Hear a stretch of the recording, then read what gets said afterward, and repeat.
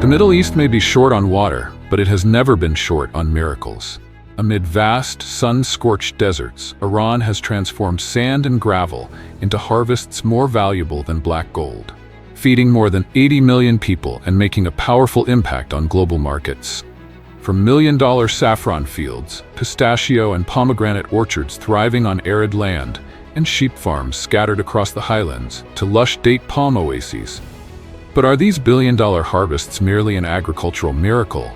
Or are they also tied to the resource-shaping global markets and the geopolitical chess games surrounding it? Join Terran Works as we uncover the story in today's video.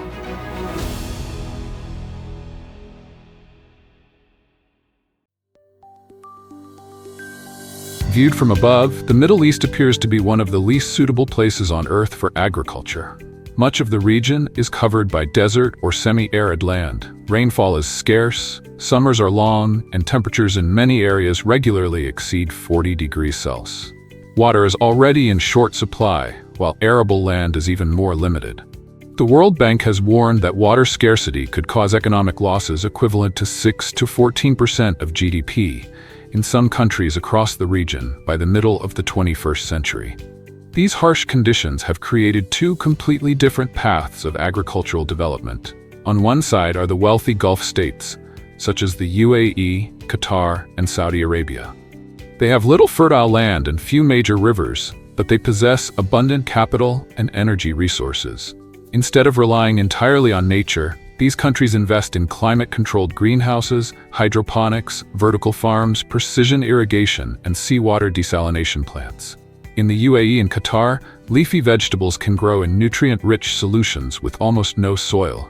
In Saudi Arabia, center-pivot irrigation systems once created thousands of enormous green circles across the Golden Desert.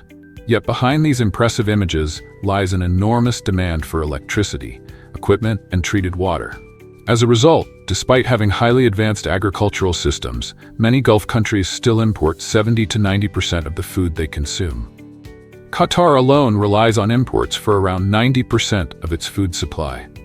On the other side are agricultural civilizations that began developing thousands of years ago, including Iran, Iraq, and Egypt. Egypt's agriculture grew along the Nile, which supplies around 97% of the country's freshwater. Iraq depends on the fertile alluvial plains between the Tigris and Euphrates rivers. Iran, meanwhile, developed a completely different model, channeling water from mountain foothills through underground Qanat tunnels, creating villages, orchards, and farmland across its arid plateaus. Thanks to this system, Iran is often regarded as the agricultural powerhouse of the Middle East, not only because of the scale of its production, but also because of its remarkable diversity of crops and livestock.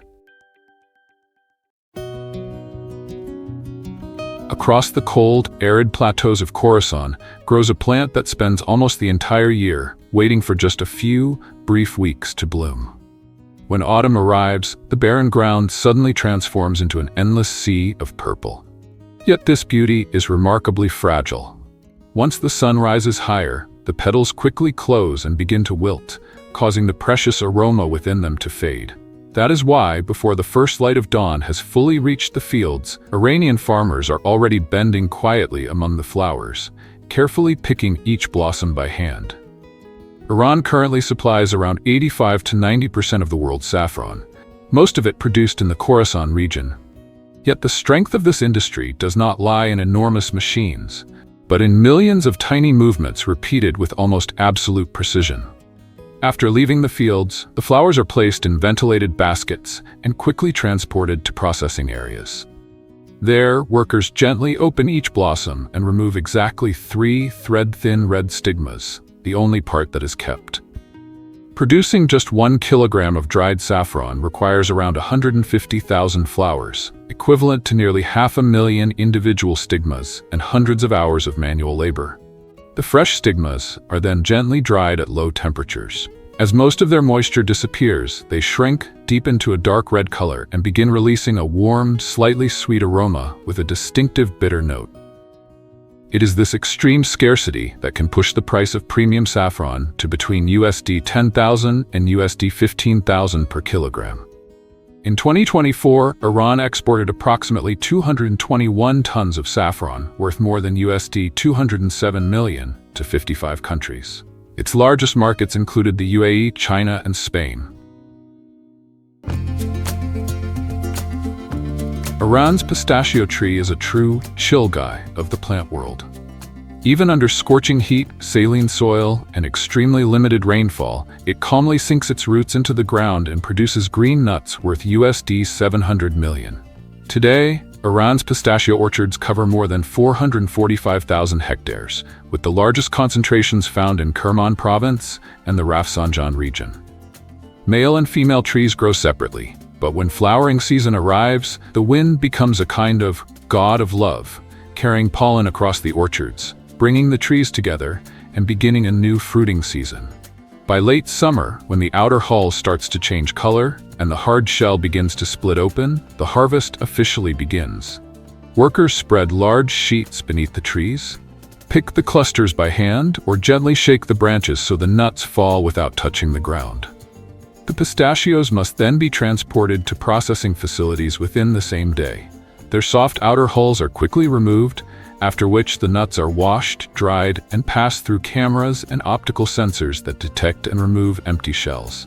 The rich, deep green kernels, naturally high in oils, are then roasted, packaged, or ground into ingredients for baklava, ice cream, chocolate, and a wide range of premium pastries. During the 2024-2025 season, Iran produced approximately 225,000 tons of pistachios and exported more than 200,000 tons, mainly to China, Turkey, India, the UAE, and several European markets. More than just a valuable export commodity, pistachios also appear in Nowruz celebrations as a symbol of good fortune, prosperity, and abundance.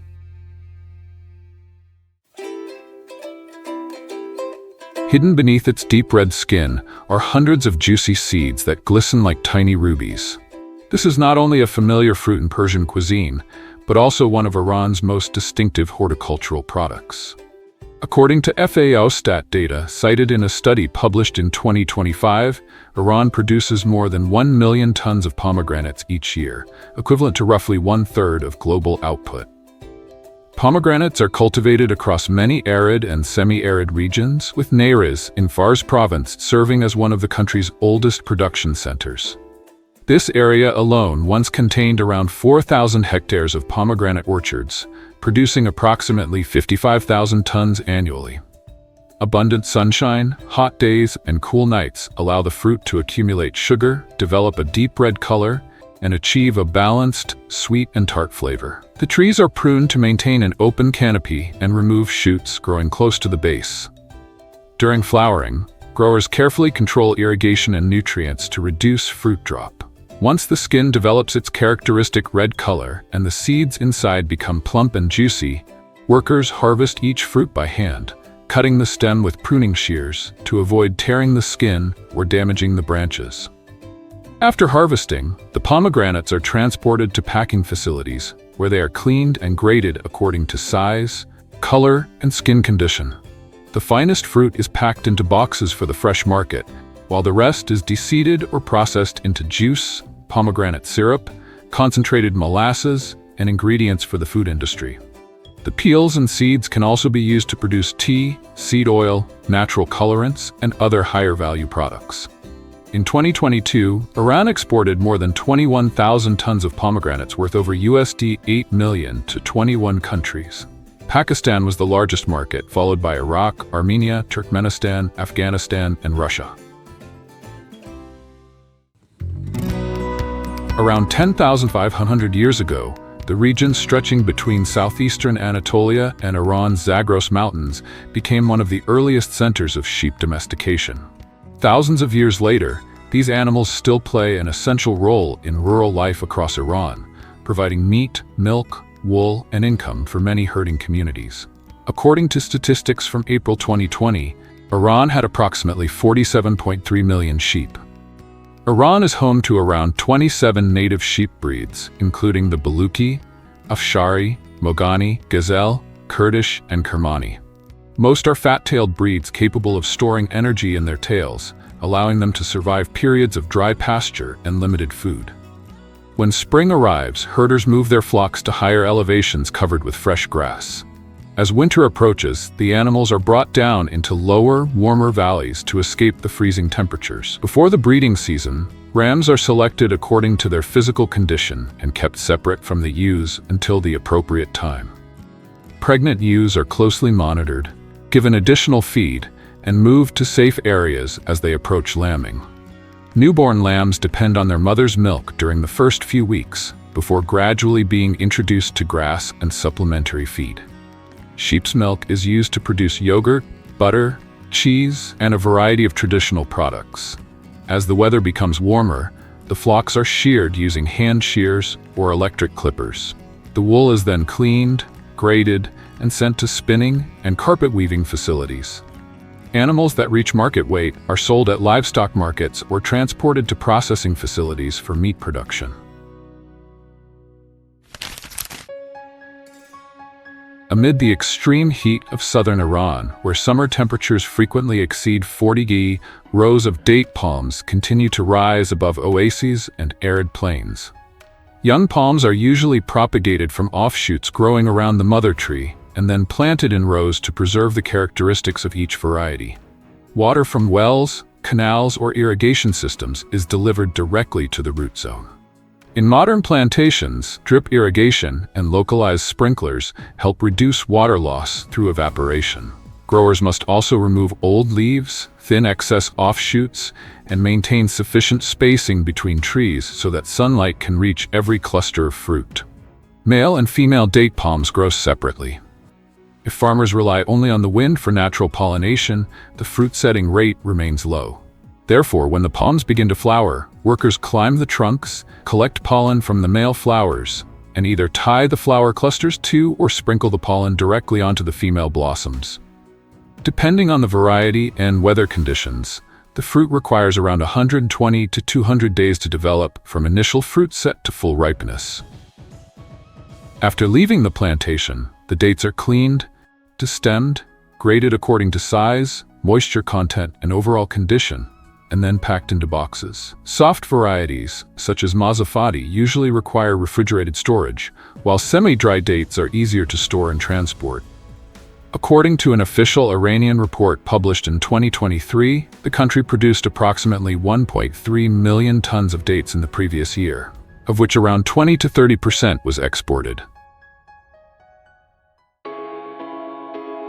Although food and agricultural products are not directly targeted by most sanctions, Iran's agricultural sector has still been severely affected by the isolation of its banking system, the depreciation of the rial, and restrictions on international payments.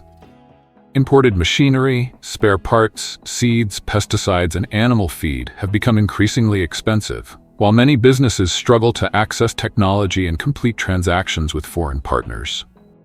The crisis intensified as conflict in the Middle East disrupted shipping routes through the Strait of Hormuz, driving up the cost of energy, fertilizer, transportation, and insurance. On March 3, 2026, Iran imposed a complete ban on the export of food and agricultural products in order to preserve supplies for the domestic market. This emergency measure showed that food security had shifted from a long-term objective to an immediate national concern. The consequences quickly became visible in the market. In Tehran, flour prices in February 2026 were nearly 200% higher than a year earlier. Rice prices rose to almost 4 times their previous level, driven by the weakening currency, rising import costs, supply chain disruptions, and a decline in the 2025 grain harvest. Iranian agriculture is therefore being squeezed from both sides. Externally, it faces sanctions, conflict, and unstable trade routes. Internally, it is struggling with rising production costs, depleted water resources, and declining household purchasing power.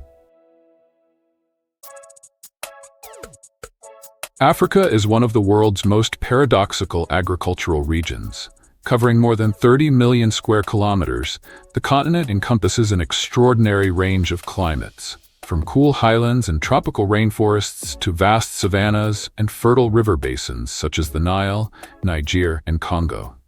It is also believed to hold the largest share of the world's remaining uncultivated arable land. Yet despite this immense potential, African agriculture faces formidable challenges: prolonged droughts, desertification, water scarcity, weak infrastructure, massive post-harvest losses, and millions of smallholder farmers who still rely on basic tools and traditional farming methods. It is within this contradiction that a remarkable transformation is taking place. From West African cocoa that influences the global chocolate industry, Ethiopian coffee, Kenyan flowers, and South African fruit exports to farms powered by solar energy, Africa is steadily turning its land, climate, and young population into a new engine of economic growth. Every year, Africa's agricultural sector generates approximately $450 billion in economic value, a figure larger than the gross domestic product of many countries combined. Yet the most striking reality is that much of this output still comes from small farms, rain-fed fields, and millions of farming households working with limited access to water, machinery, and post-harvest storage infrastructure. Among Africa's cut flower producers, Kenya stands out for its roses, the country's flagship flower that has made it one of the world's leading suppliers to markets across Europe, the Middle East, and Asia. In 2025, Kenya's floriculture industry was estimated to generate around 110 billion Kenyan shillings, approximately $845 million in export revenue. Roses account for the largest share of that value, turning the vast greenhouse complexes around Lake Naivasha into a global flower factory connected by an advanced cold chain supply network. Around Lake Naivasha and the surrounding cool highlands, millions of rose stems are cultivated inside expansive greenhouses where temperature, humidity, light, and irrigation are carefully controlled. These conditions ensure consistent colors, straight stems, firm buds, and the precise blooming stage required for international export markets. Rather than relying entirely on open-field cultivation, many Kenyan rose farms employ drip irrigation, fertigation, rainwater harvesting, soil moisture sensors, and integrated pest management to reduce chemical use. Some farms are also experimenting with hydroponic systems and water recycling to conserve resources, particularly as Lake Naivasha faces increasing environmental pressures. Inside the greenhouses, rose plants are meticulously maintained and pruned on a regular basis so they can direct more energy into producing strong stems and premium quality buds that meet strict international standards for length, strength, and color. Once the roses reach export quality, workers typically harvest them early in the morning or during the coolest part of the day to maximize freshness. The flowers are then carefully graded according to stem length, bud size, color, stem straightness, and stage of bloom. Premium stems are bundled, rapidly pre-cooled, packed into specialized cartons, transported by refrigerated trucks to Nairobi's international airport, and flown directly to customers across Europe, the Middle East, and Asia. In Africa, cocoa is more than just a tropical crop. It is the beating heart of the global chocolate industry. From Côte d'Ivoire, Ghana, Nigeria, to Cameroon, millions of smallholder farmers cultivate cocoa in plantations hidden deep within the continent's humid tropical forests. In 2024, Côte d'Ivoire exported approximately $7.18 billion worth of cocoa and cocoa products. Looking ahead to the 2024-2025 marketing season, the country is expected to produce around 2.1 to 2.2 million metric tons of cocoa. These figures underscore the crop's enormous importance to Africa's economy, particularly as Côte d'Ivoire and Ghana together continue to supply more than 60% of the world's cocoa. Cocoa trees are typically grown beneath the shade of taller trees, which help retain soil moisture, reduce heat stress, and protect the land from degradation. Many farmers also practice agroforestry by intercropping cocoa with bananas, timber trees, or fruit trees. This approach not only diversifies income, but also makes plantations more resilient to increasingly unpredictable weather. Modern cultivation techniques, including regular pruning, mulching with dried leaves, organic fertilization, high-yield hybrid varieties, and improved disease management, are becoming increasingly widespread. When the cocoa pods ripen, workers carefully harvest them using knives or long-handled cutting tools to avoid damaging the trees. The pods are split open, revealing white beans coated in a sweet pulp. The beans are then fermented in wooden boxes or covered with banana leaves, a crucial stage that develops the distinctive flavors and aromas of chocolate. After fermentation, the beans are sun-dried, grated, bagged, and transported to processing facilities. From these beans come cocoa powder, cocoa butter, chocolate, confectionery, cocoa-based beverages, and even ingredients for the cosmetics industry. For Africa, cocoa is therefore far more than an export crop. It represents an ongoing effort to capture a greater share of value within the global chocolate supply chain. In North Africa, the olive is far more than a familiar Mediterranean crop. It is a symbol of arid climates, rocky landscapes, and the remarkable ability to transform semi-desert land into a major source of export revenue. From Tunisia, Morocco, Algeria, to Egypt, vast olive groves stretch across rolling hills, coastal plains, and even barren terrain where few other crops can survive for decades.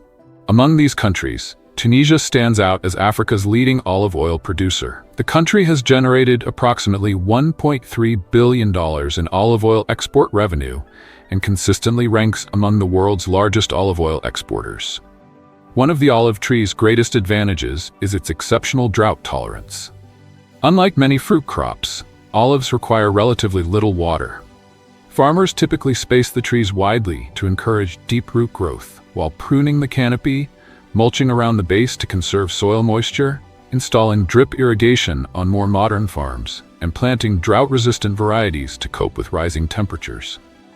On large commercial plantations, trunk shakers, collection nets, and continuous olive oil extraction systems are gradually replacing fully manual harvesting. Yet across many rural communities in North Africa, it is still common to see families spreading nets beneath the trees before shaking the branches with handheld tools or carefully picking the olives by hand. After harvest, the olives are transported quickly to processing mills, where they are washed, crushed, malaxed, and centrifuged to extract the oil. The harvest is transformed into extra virgin olive oil, bottled olive oil, brined olives, tapenade, salad ingredients, bread served with olive oil, couscous, tagine, and countless other traditional products. For North Africa, olives are much more than food. They form the foundation of an industry that connects farmers, olive mills, seaports, and consumers across the global marketplace. Sugarcane is one of Africa's most important industrial crops, linking tropical fields to sugar mills, biomass power plants, and the everyday food supply. From South Africa, Egypt, Eswatini, Mozambique, Zambia, to Mauritius, sugarcane is cultivated in hot, sunny regions where the crop can accumulate high concentrations of sugar in its stalks. Across the continent, Africa produces more than 11 million metric tons of sugar each year. In South Africa alone, the sugar industry generates approximately 24 billion rand in direct annual income, highlighting the crop's vital role in rural economies, employment, and food security. Unlike many short-season crops, sugarcane requires a long growing cycle of 12 to 18 months. Farmers typically plant stem cuttings in prepared furrows before managing the crop through irrigation, fertilization, weed control, and continuous monitoring for pests and diseases. On more advanced farms, drip irrigation systems, soil moisture sensors, drought-tolerant varieties, soil mapping, and mechanical harvesters are increasingly being adopted to improve yields, reduce losses, and conserve water. Once the cane reaches its peak sugar content, the fields are harvested either by hand or with specialized machinery. The stalks are cut close to the ground, stripped of their leaves, loaded onto trucks, and transported quickly to nearby mills before their sugar content begins to decline.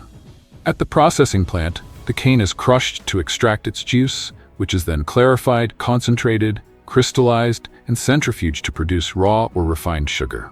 The remaining molasses can be processed into syrup, livestock feed, or bioethanol, while bagasse, the fibrous residue left after crushing, is burned to generate steam and electricity.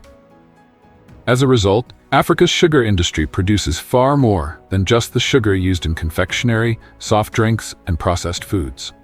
It has evolved into an integrated industrial system in which nearly every part of the sugarcane plant is put to productive use.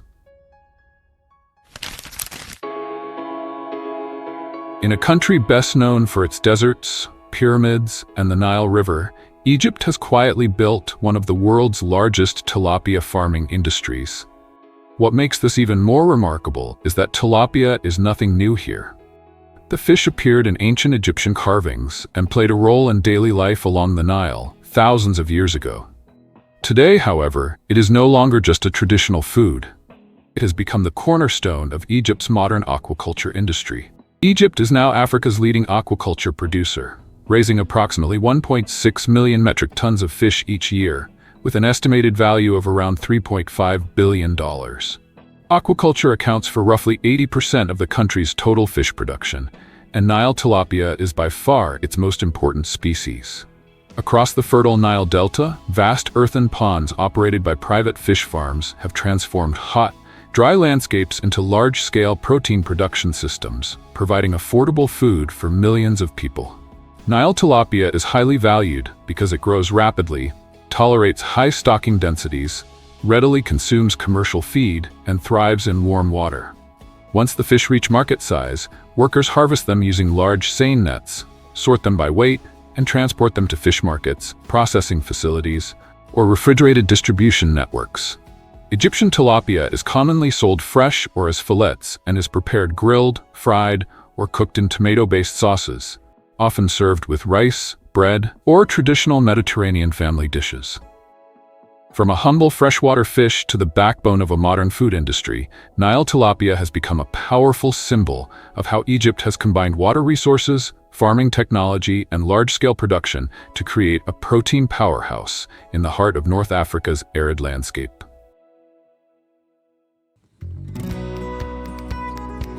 In the Horn of Africa, where drought, deserts, and arid grasslands can persist for months, camels are far more than livestock. They are the ultimate machines of survival for Somalia and Ethiopia. While cattle, goats, and sheep often struggle during prolonged water shortages, camels can travel long distances across scorching landscapes, feed on thorny shrubs, endure extended periods without water, and continue producing milk for human consumption. For many pastoral communities, a camel is not merely an animal. It is a living bank account, a means of transportation, a source of food, and a symbol of wealth. Somalia is widely regarded as one of the countries most deeply connected to camel husbandry. Livestock plays a central role in the nation's economy, with live animals, including goats, sheep, cattle, and camels, exported in large numbers to Middle Eastern markets, particularly during major religious festivals. Ethiopia also maintains one of Africa's largest camel populations, especially in the arid regions of Somali, Afar, and Oromia, where camel milk serves as a vital source of nutrition for pastoral communities. What is particularly remarkable is that the camel industry in this region is beginning to modernize. Instead of relying solely on hand milking and selling fresh milk in local markets, some farms near urban centers have introduced veterinary care, cultivated fodder crops, hygienic milking practices, rapid cooling systems, and processing facilities that produce bottled camel milk, yogurt, and even premium nutritional products. In Somalia, commercial camel dairy operations around Mogadishu are demonstrating a new path forward, transforming an animal long associated with nomadic life into the foundation of a modern food industry. From camel caravans crossing the desert to refrigerated dairy supply chains, the Horn of Africa is telling a different story about livestock farming. Not one of fighting against arid conditions, but of learning how to thrive and prosper alongside them.